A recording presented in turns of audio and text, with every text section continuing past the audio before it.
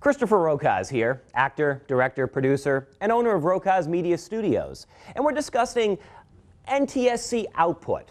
Okay, basically NTSC output, if you're coming in contact with it when you're deciding to buy a video camera or looking at your television or monitor, it is the standard format agreed upon for the United States of America and other countries abroad.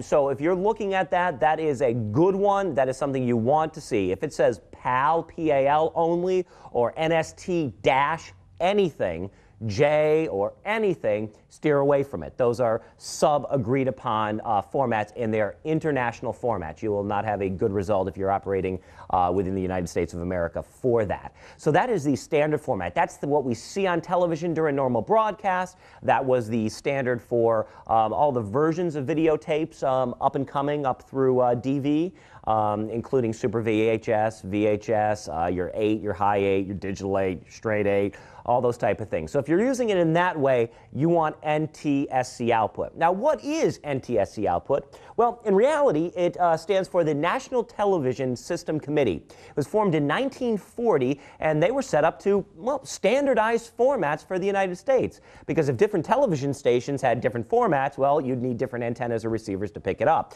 So the FCC teamed up with them to create this standardized format. They ratified it in 1941 and decided to name the format after the initials. So it is the National Television Systems Committee comes up with our NTSC format. Now, originally, it came out in analog and black and white, and it was a true 30 frames per second interlaced video. Now, when color came out, they had to come up with a new standard. It was actually CBS in 1950 who came out with a newer version of what was called the NTSC format, and it was coming out at 29.97 frames per second. And that was upgraded for color. That created kind of an interesting crossover because film runs at 24 frames per second, and we simply couldn't just speed it up and have a natural looking thing. So then there was a 3:2 conversion set up to come up with some kind of things like that. So interesting history. It's what we use here in the United States. So if you're choosing between any other format or NTSC in the United States of America, I would suggest you do that. I'm Christopher Rokosz. We'll see you in Hollywood.